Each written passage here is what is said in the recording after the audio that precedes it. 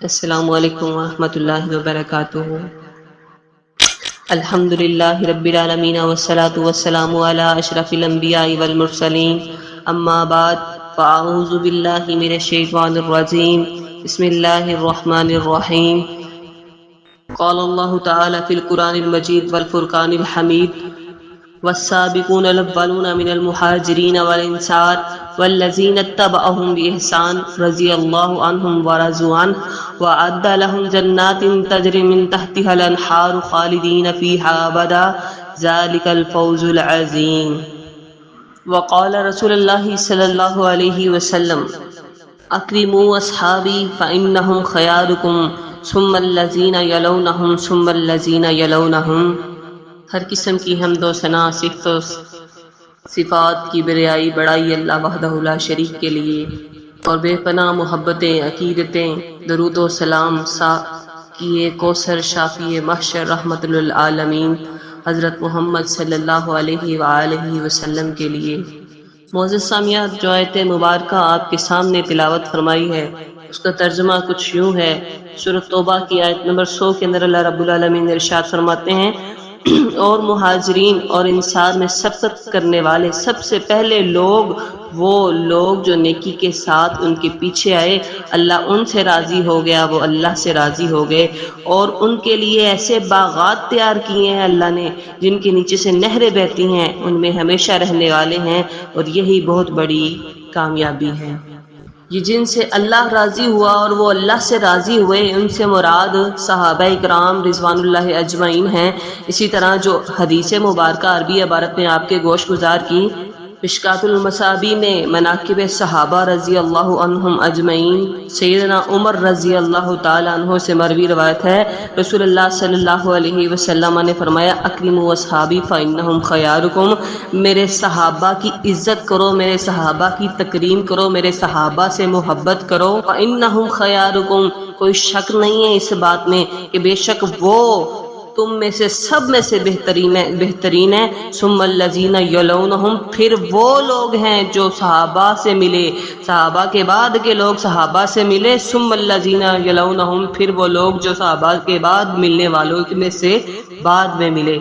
رب نے قرآن میں اپنے رسول کے ساتھیوں سے راضی ہونے کا اعلان فرمایا، ان کے جنتی ہونے کا اعزاز انہیں دنیا میں ہی سنا دیا، اور رسول اکرم صلی اللہ علیہ وسلم نے اپنے صحابہ کی عزت کرنے کی تلقین کی۔ اللہ رب العالمین کی رضا کے حصول اور جنت کے داخلے کی خوشخبری کی وجہ کیا ہے کہ ہجرت اور نصرت، مہاجرین بھی ہیں، انصار بھی ہیں، سبقت لے جانے والی ہیں نیکیوں میں، نبی کریم صلی اللہ علیہ وسلم پر اترنے والے ہر حکم باری تعالیٰ کو آقا علیہ الصلوۃ والسلام کی سنت طریقے کے مطابق عمل کرنے والے ہیں۔ یہ ہر دم نیکیاں بجاور لانے والے رضی اللہ عنہم ورضوا عنہ، یہ اعزاز دنیا میں قیامت تک صحابہ سے اللہ کے راضی ہونے کا، ان کے اللہ سے راضی ہونے کا چھین نہیں سکتا، اس لیے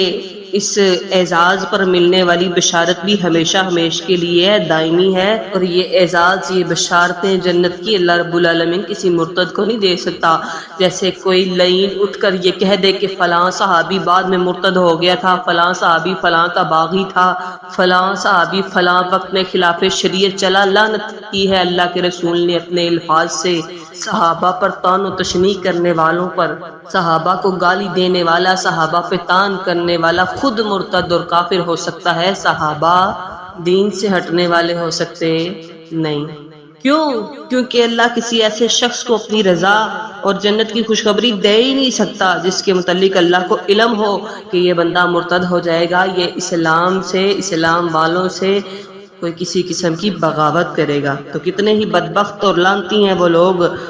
جو صحابہ کرام رضوان اللہ اجمعین پر اپنی زبان دراز کرتے ہیں، سب و شتم کرتے ہیں، گالی گلوچ دیتے ہیں، تہمت تراشی، تہمت الزام لگاتے ہیں، تبرہ بازی کا مظاہرہ کرتے ہیں، اور برے القاب سے یاد کرتے ہیں۔ اور ظالموں، تمہارے خلاف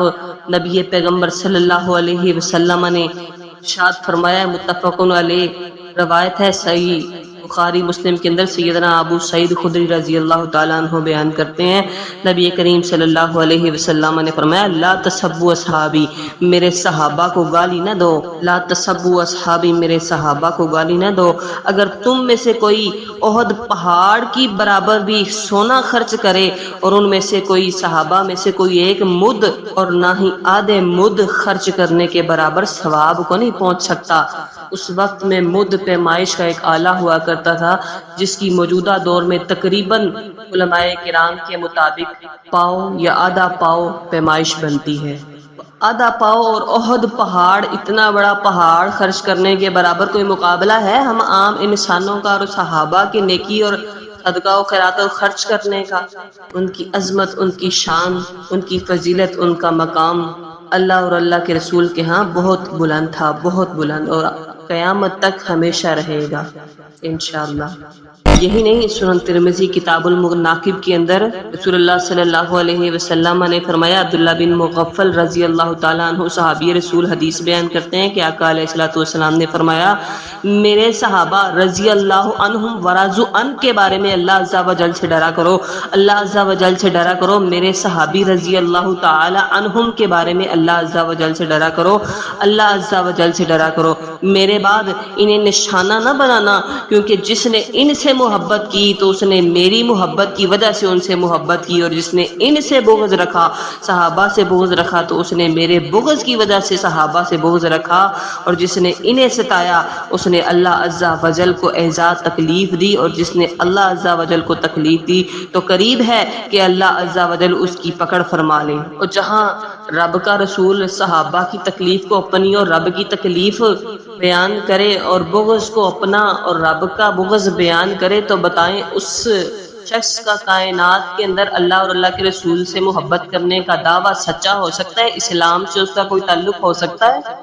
دین اور ایمان کا تو شیوا ہے کہ ہم صحابہ سے اسی طرح محبت کریں جیسے اللہ کے رسول محبت کرتے تھے، جیسے اللہ رب العالمین نے ان سے اپنی رضا کا اظہار کر دیا۔ صحابی کہتے کسے ہیں؟ نبی کریم صلی اللہ علیہ وسلم پر ایمان لانے والے، آپ صلی اللہ علیہ وسلم پر جان نثار کرنے والے آپ کے ساتھی کو صحابی کہتے ہیں۔ جب آقا علیہ الصلوۃ والسلام دعوت دی تو شروع میں وہ 4 تھے، دار ارقم میں 45 ہوئے، شعیب ابی طالب کے اندر 82 تعداد ہوئی صحابہ کی، ہجرت کے وقت 115 ہوئے، تو غزوہ بدر میں 313 تھے صحابہ کرام۔ پھر رفتہ رفتہ یہ تعداد صحابہ کی نبی سے محبت، الفت اور دین کی سمجھ بوجھ کے ساتھ بڑھتی گئی، یہاں تک کہ صلح حدیبیہ میں 1400 ہو گئی، تو فتح مکہ میں 10,000 تھے، پھر غزوہ حنین میں 12,000 ہوئے، غزوہ تبوک میں 40,000 تھے، خطبہ حجۃ الوداع کے اندر صحابہ کرام رضوان اللہ اجمعین کی تعداد 1,00,000 تھی۔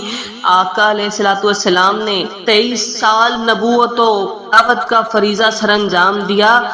23 سالوں میں اس قدر افرادی قوت کسی اور مذہب کا اعزاز نہیں ہے۔ معزز سامعات، اتنی تیزی سے کوئی مذہب قبول نہیں کرتا۔ یہ حق تعالی، یہ کلمہ حق کی سربلندی ہے، یہ امتیاز صرف دین اسلام ہی کو حاصل ہے۔ وہ لوگ اسلام میں اس قدر گھل مل گئے تھے کہ وہ خود اسلام کی ایک بے مثل نظیر نظر آتے تھے، مٹی کے بنے ہوئے تھے، پرواز آسمانوں سے اوپر تھی۔ صحابی دنیا میں زمین پر خواہش دل میں ارادہ کرتا اور اللہ رب العالمین آسمان سے وہ حکم نازل فرما دیتے تھے، وہ موت سے نہیں ڈرتے تھے، موت ان سے ڈرتی تھی۔ زمانہ نہیں انہیں بلکہ زمانے کو وہ مسخر کرتے تھے۔ صحابہ وہ جن کا رب اللہ، صحابہ وہ جن کا مدرسہ بیت اللہ، جن کے استاد رسول اللہ صلی اللہ علیہ وسلم، جن کا نصاب کتاب اللہ قرآن مجید، جن کا امتحان لینے والا خود اللہ۔ نتیجہ کیا ہوا؟ نتیجہ یہ جو اللہ رب العالمین نے قرآن میں بیان فرما دیا، رضی اللہ عنہ ورضوا عنہ، وہ خود صحابہ ہیں، حزب اللہ، اللہ کی جماعت ہیں۔ اللہ رب العالمین سے دعا ہے اللہ ہمیں بھی صحابہ کرام رضوان اللہ اجمعین جیسا ایمان، یقین اور عمل عطا فرمائے۔ اللہ تعالی صحابہ کرام رضوان اللہ اجمعین سے سچی محبت نصیب فرمائے۔ آمین ثم آمین۔ وآخر دعوانا ان الحمد للہ رب العالمین، وصلی اللہ علی نبینا محمد وعلی آلہ وصحبہ وسلم۔